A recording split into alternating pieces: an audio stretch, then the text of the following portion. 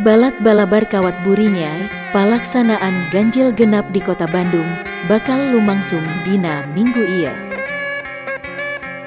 Perda ieu didamel pikeun nyegah mobilitas warga nalika nyebarna sasalat COVID-19. Sekretaris Kota Bandung Emma Sumarna di Balai Kota Bandung, dina Rebo 8 Februari 2022, inyana netelakeun yen lumangsungna ganjil genap di mimitian dina Sabtu Minggu, ecesna ti poe Jumaah nepi ka Minggu, tur lokasina aya di 5 gerbang tol nyaeta Paster, Kopo, Pasir Koja, Muhammad Toha jeung Buah Batu.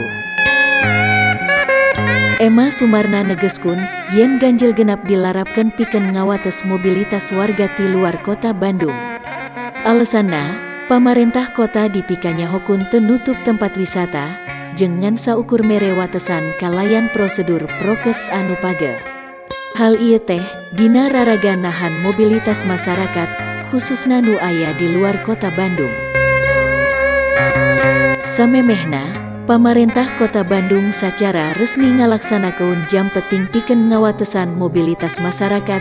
Cegahan eta di mimitian poe ieu, Rebo 8 Februari 2022, dumasarkana Peraturan Wali Kota Perwal Nomor 15 Tahun 2022.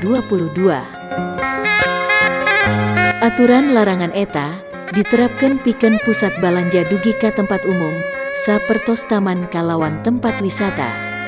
Kagiatan operasional toko jeung mall modern oge diwatesanan dugi ka jam 20 hiji waktu Indonesia bagian Barat, sedengkeun tempat umum sapertos tempat wisata diwatesanan dugi ka jam 18 waktu Indonesia bagian Barat, jeung taman nepi ka jam 22 waktu Indonesia Barat.